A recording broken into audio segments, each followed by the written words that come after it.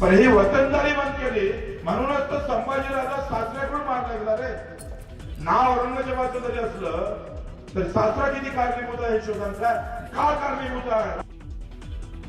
छत्रपती संभाजीराजेंच्या मृत्यूबद्दल बच्चू कडूंचं वादग्रस्त विधान, विरोधकांकडून कडूंचा समाचार.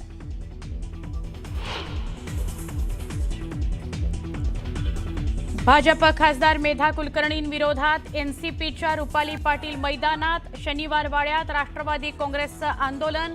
कुलकर्णींना कायदा समजत नसेल तर समजावून सांगू म्हणत लगावला टोला.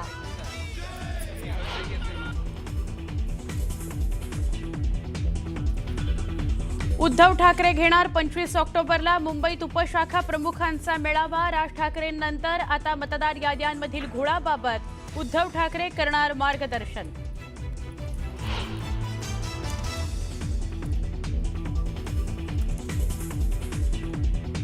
पालिकेतील बदली बढती घोटाळ्याची एसआयटी मार्फत चौकशी करा. आमदार सुनील प्रभूंची मुख्यमंत्री देवेंद्र फडणवीसांकडे पत्राद्वारे मागणी. लातूरच्या रेणापूर नाका भागात कारनं तरुणाला फरफटत नेलं. सुदैवानं घटनेत कारनं फरफटत नेलेला तरुण बचावला. बेधुंदपणे कार चालवणारा चालक फरार. शोध सुरू.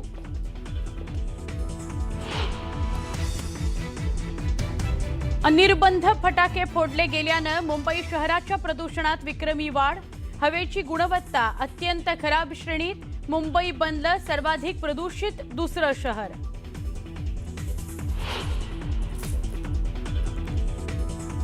आणि ज्येष्ठ अभिनेते असरानी यांचं निधन. वयाच्या 84व्या वर्षी घेतला अखेरचा श्वास. शोलेमधील जेलरची भूमिका ठरली होती अत्यंत लोकप्रिय.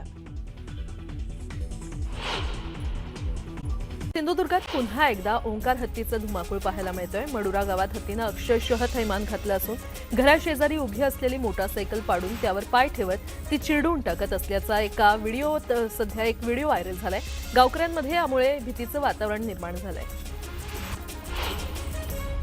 सिंधुदुर्गच्या मडुरा गावात ओंकार हत्तीचं धुमाकूळ सुरू आहे. सुमारे 1.5 तास हत्ती रस्त्यावरच ठाण मांडून राहिल्यानं गोव्यात नोकरीनिमित्त जाणाऱ्या युवकांचे हाल झाले. स्थानिकांच्या संरक्षणासाठी नियुक्त वनविभागाचे कर्मचारी घटनास्थळी दाखल नसल्यानं स्थानिकांनी संताप व्यक्त केला. कापूस खरेदीसाठी केंद्रीय वस्त्रोद्योग मंत्रालयानं महाराष्ट्र राज्य कापूस पणन महासंघाला परवानगी दिली आहे. या निर्णयामुळे भारतीय कापूस महामंडळ आणि पणन महासंघात लवकरच करार होणार आहे.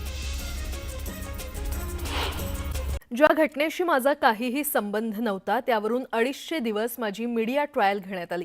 या दरम्यान 2दा मरता मरता वाचलो अशा शब्दात आमदार धनंजय मुंडे यांनी आपल्या मनातील खदखद व्यक्त केली.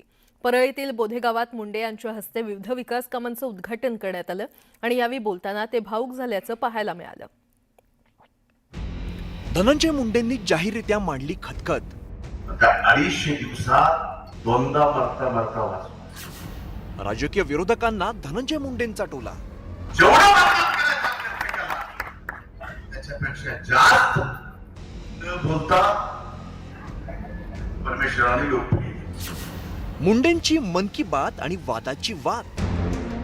बीडमधील ओबीसी महाएल्गार सभेनंतर धनंजय मुंडेंनी पुन्हा एकदा आपल्या राजकीय विरोधकांवरती तोफ टाकली आहे. याचं कारण म्हणजे त्यांच्या राजकीय विरोधकांनी केलेल्या आरोपांमुळे मुंडेंना मंत्रीपद गमवावं लागलं आणि ती खदखद मुंडेंनी बोलून दाखवली. हे निर्मित संकट आहे. अचानक आलेली संकट आहे आणि घडवून आणलेली संकट आहे.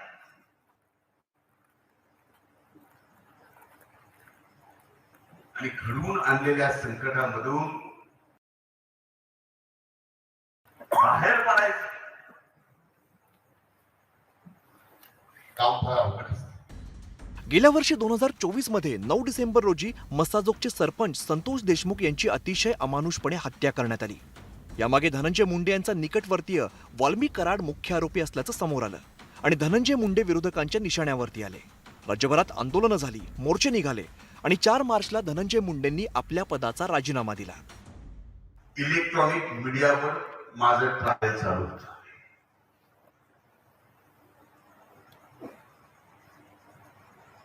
मी कुठल्याही माध्यमाला बोलत नव्हतो.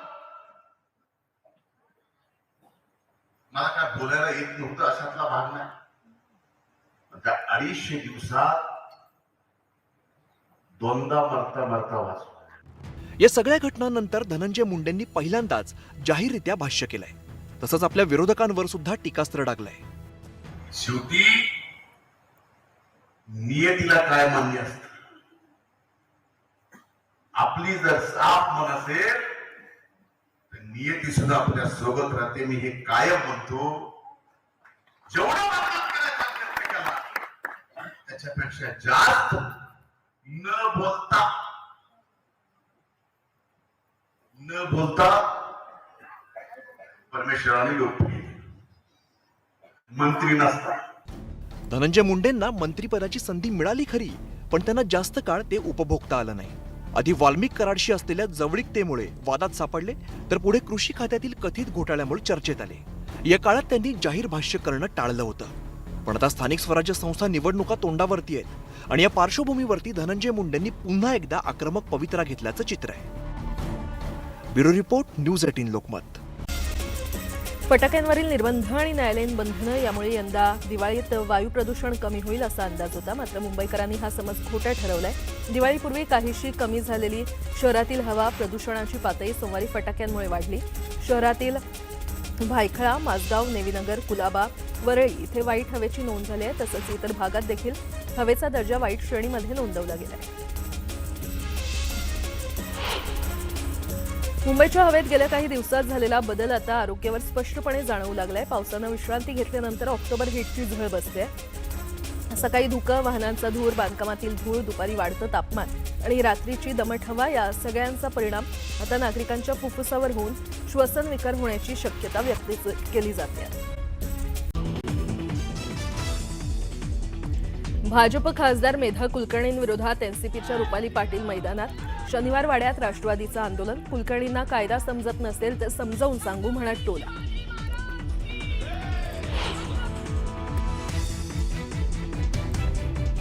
उद्धव ठाकरे घेणार 25 ऑक्टोबरला मुंबईत उपशाखा प्रमुखांचा मेळावा.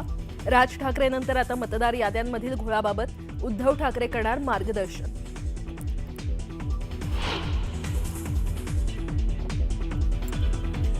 पालिकेतील बदली बढती घोटाळ्याची एसआयटी मार्फत चौकशी करा. आमदार सुनील प्रभूंची मुख्यमंत्री फडणवीसांकडे पत्राद्वारे मागणी.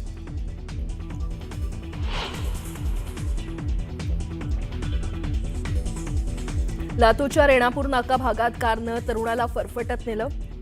सुदैवानं घटनेत कारनं फरफटत नेलेला तरुण बचावला. बेधुंदपणे कार चालवणारा चालक फरार. शोध सुरू.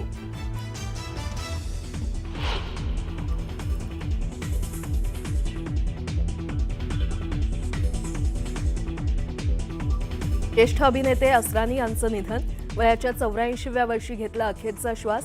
शोलेमधील जेलरची भूमिका ठरली अत्यंत लोकप्रिय. असरानी यांच्या निधनानं बॉलिवूडवर शोककळा.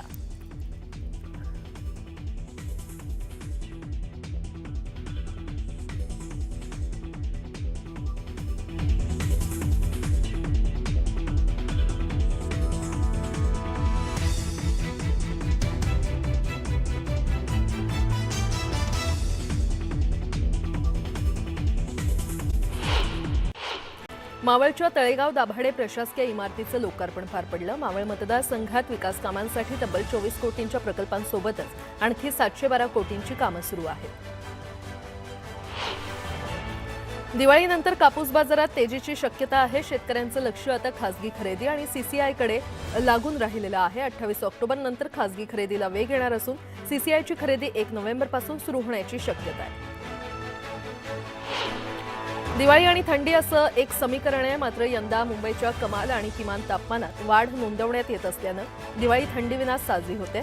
सोमवारी कमाल तापमान हे 35.9 तर किमान तापमान 25.1 इतकं नोंदवण्यात आलं.